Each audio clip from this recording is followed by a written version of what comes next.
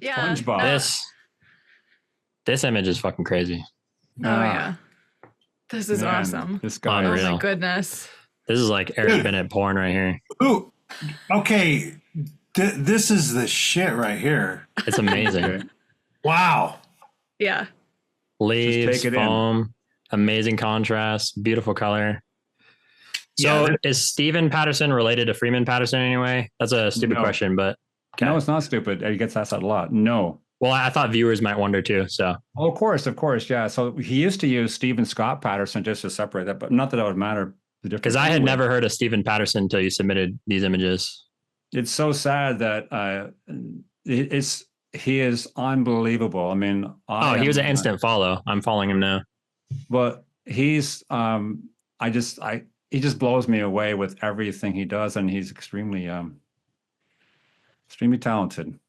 So I guess as an introduction, I mean, I chose this. I was so hard to choose this image or choose one image that represented his work, because if you love this image and if you saw his work that's not out there to be shown, there's probably 800 to 900 images that are every bit equal to this one, and it just keeps coming and coming.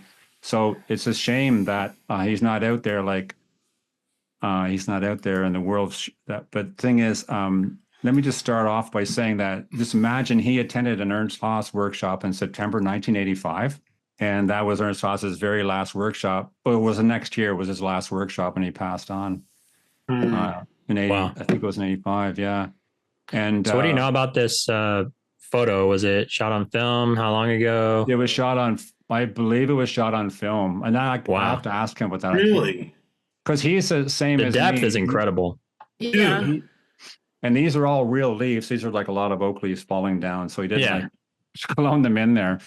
And you see lots of water patterns. And I think that, I don't know if Jim, I sent you another swirling thing on Messenger today because I found it.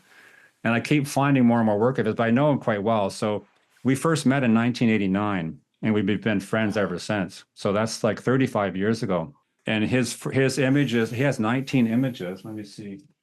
He has 19 images. I'll get back to this picture in a moment. He has 19 photographs in this. Can you see this book, The Last Wilderness? Yeah. Yeah. And I sent a link to Jennifer, I think, on that. But it's a 13 by 13 hardcover. But he had 19 images published, and that was way back in 1990. And he did presentations for the Sierra Club in New York City. And he did the North American Nature Photography NAMPHA seminar as well back in 97. And Art Wolf was there, and Art Wolf was blown away with his work. And asked him to show more stuff of his abstracts. And so he's got to do a book like myself. I mean, it could kick ass with a book, and I encouraged him to submit work to, did you see his Elements magazine article? How long ago? Yeah, it was the same one that Sarah Marino was in. I'll have to check it out. Last year. Yeah. I'll have to look.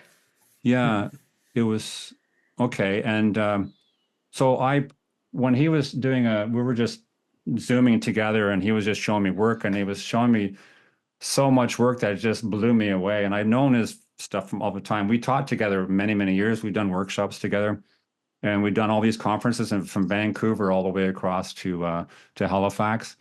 And I've just never seen the vision like this ever. And I think, sadly, a lot of people don't appreciate the sophisticated eye he has so much. I mean, of course they do, but I think that it goes on lost. It gets lost on some people because it's not sort of, the regular kind of thing. But this is amazing image. I think it reads well on the screen here for me anyway. Mm-hmm. For sure. So I guess. Oh, yeah. I guess I'm supposed to. Yeah. So maybe I'll let you guys discuss it, but. It just has so much depth, and it's the colors. Yeah.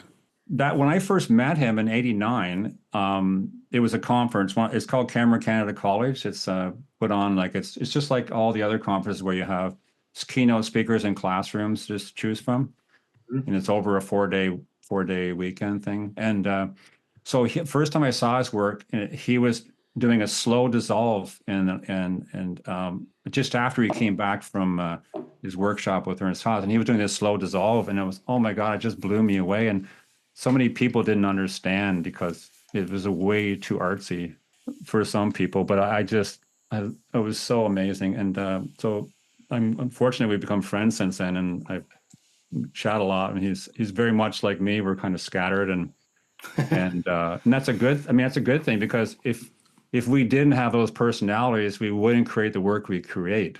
Right. So, you can't have it all, but I wouldn't trade the inefficient time management for or whatever. We all are what we are, but it's our fingerprint, right? But man, he just keeps going. He just keeps producing and producing work, and I think we're both like 6-year-olds and with a camera. Super cool. Yeah. Oh, another story. Can I quickly tell you very quickly, because this is something that also in his camera club that he went to, he got such low scores because they couldn't possibly understand the sophisticated jazz images, right? So him and his friend would compete for the lowest score each year. Because the lowest score would be the very best picture. So this picture, the lowest score would be the best. So they made a little trophy or something like that. And I like that sort of joking around thing, but I don't mean to knock camera clubs, because they're amazing social things. But I have a problem with conformity, and I always have. So therefore, no question. You know what I mean, right? Yeah. I don't want to sound arrogant, but I just don't like conforming to ridiculous stuff. No. No The way. highest compliment that I ever received was someone looked at my work and said, "You would not do well in a camera club." And I said, "Awesome." Well, good. That must mean you're amazing. And I was like, "That's great," because I don't want to conform. I'm freestyling. I love it. Great. Yeah, so I sound terrible about camera clubs, but anyway, the reason I'm saying that is you've heard it many times, but I talk a lot. But yeah, so, and also there's I want to, wouldn't it be nice if he had if him and I both had proper galleries? Oh, dude. You know what I mean, right? Maybe in a few years. It'd be like mind blowing. Or put out like a nice book. I mean, it would be like you'd have a line. I mean, come on, let's go. Yeah, so come on, baby. It's all inspiring, man. So I also just one more point. He was doing multiple exposures 38 years ago in 1986, and Freeman Patterson had a print on it in his house for many years. It was 50 exposures. His camera's on a tripod, a beautiful apple tree, blossoms, the gnarly shaped apple tree with the white blossoms. So it was extremely windy, and his camera's on a tripod. He made 50 exposures without moving anything, just the movement of the leaves. And it looks so impressionistic. And so that was 38 years ago, and everybody's doing multiple exposures now, and that was Kodachrome 25 film. So, and he read an article in Peterson's photographic magazine about doing multiple exposures. So he just tried it on a tree. And then since then, he's, been binging on them and stuff like that. So he has all kinds of interpretive things. We also do deep dives together in junkyards and photograph landscapes of the mind and the rusted forms of sculptural forms. That's so cool. That's super So cool. I guess I've said enough, but he's a visual genius, and he's a 1%er in Canada in terms of photography. That's cool. I'm glad you. I oversold that, but if you see his work, you'll know what I mean. Oh yeah, no, I followed him for a while. Yeah. He's amazing. If you go on his Facebook, if you can find his Facebook, and I think I sent a link to somebody here. Yeah, there's a current Flickr account that has a bunch of his images, so you can see them a bit better. Yeah. Okay. So anyway, that's enough of that. But wow, can't say enough. You can go take a pee break if you need to, Richard, and we can get our hands on this one. What if I don't need to? That's fine. I was just offering, trying to be generous, trying to think about the guests. He's a camel. He can handle it. I'm a camel. The best is when Mike's here and it's like right next door and you get the sound effects. and he doesn't mute Oh, his God. microphone. That's real nice. I mean, it was like, I think that was like episode 1. You're just going, dude, we're not cutting that out. No, absolutely not. Making the older guys on here feel like humbled. I feel like I apologize because I talk a lot and I get really excited. So I apologize for that. And Oh, we love it, No, Richard. we love it. I'm going to be quiet and going to let you guys talk. Sorry. No way, dude. No, it's We'd your rather show. have you talk than Yeah. Jimmy. We don't want to listen to Poor Jimmy. So you go ahead. I think you picked out like the perfect image to represent Steven here. I mean, it's just, yeah, it's crazy. It's so good, and to note that it's we're talking on film here, Yeah. years back. dude. And it's just oak leaves and foam, which are not very remarkable subjects, but this is such a remarkable image the way it's put together. Yeah, to fill the Pretty frame, ordinary so- objects. Yeah. to fill the frame so beautifully. Yeah. No, Yeah. I was just gonna say, I think it's always fascinating to see when people have, something like this on film, like 30, 40, whatever years ago, that the Yes. same things appeal to them as they appeal to us. I mean, I know a lot of us have these very similar foam and leaf images, but we're not the first. Like if you go back, there are like mud cracks on film and all these amazing things, even I thought I was oils the I've first, seen. but Sorry, Eric. There's so much of that.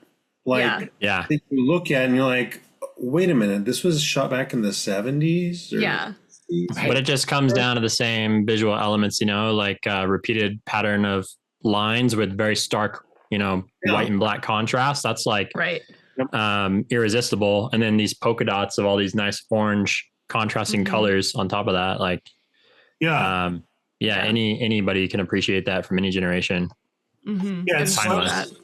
It's so sustainable and classic and classy. I mean, it just, and it repeats itself, and that's totally fine. But it's amazing. It just doesn't get old. I feel These are that way amazing. with Bill Neal's work a lot too. Yeah. of It's course. just like, For sure. like, oh, Totally. that was 78. That's Yeah. great. No, Yeah. you're spot on. I mean, you're totally spot on there. Yeah, just I wonder how frustrating it was to photograph this with film, like if it was moving a lot or. Dude, That's what I was can you wondering. Like, imagine? no. Imagine the work. Or maybe he just got lucky and it was dead still. But usually this stuff is swirling around and Oh yeah, it's so frustrating. Oh my gosh. We are I'd so, have to ask him about that. Yeah. so spoiled. Oh yeah. Eric, he has an image on Flickr that reminds me a little bit of an image you did with like seaweed, like the super green filamentous seaweed. Recently, well, I'm not mine would trying to- remind you of his because he came before me. No, I know. It's just not trying to bust your chops, but It it's, doesn't matter. he's got ice in there and stuff. It's just it reminded me of something that in a good way that you've done. But the cool thing is that you've never seen this before. So, I mean, if you've never seen anybody's work before, people are going to have similar things, right? Yeah. Mm-hmm. Like And Jimmy, when the one I sent you today with that was mind blowing, wasn't it? The swirls. on Messenger. Yeah. Yeah, no, it certainly was. And he's an amazing printer. He's a great printer. He prints like his stuff on print is so good. It's just blow away on print. Wow. Yeah, I'll Yeah, pass when that on to I- you guys too. But yeah, I first found Elliot Porter's work and started buying his books, I was like, wow, he's shooting all these like puddles and mud and canyons with reflecting walls in them, like just like I do. And I was like, and I was just cool to like see a resemblance, but it wasn't something I'd consciously done to copy him or anything, Right. No. Yep. No, that's super cool. Yeah, the blacks. Look how important the blacks are in here in terms of it's always that contrast thing that when you have it, it really punctuates, right? Well, and it's nice how the foam is like slightly gray. It's not completely white. So the leaves like pop the most. They're not competing at all with the white foam. A hierarchy Yeah. of different parts, right? Yeah. Yeah. And the distribution really nice. of the leaves is just perfect. I mean, everywhere Yeah, it's you look. insane. Yeah. Sure. Yeah, when you Not squint fair. at this, it's actually really cool. That's how back in the day I Mm. used to throw my lens out of focus to see the distribution of tonality. And if you squint at this or use your beer eyes, you can same thing. I'm seeing double right now. Yeah, I'm not there yet. It's like Big up the pace, people. so yeah, you get to see that sort of distribution of contrast and tonality or hue, and yeah.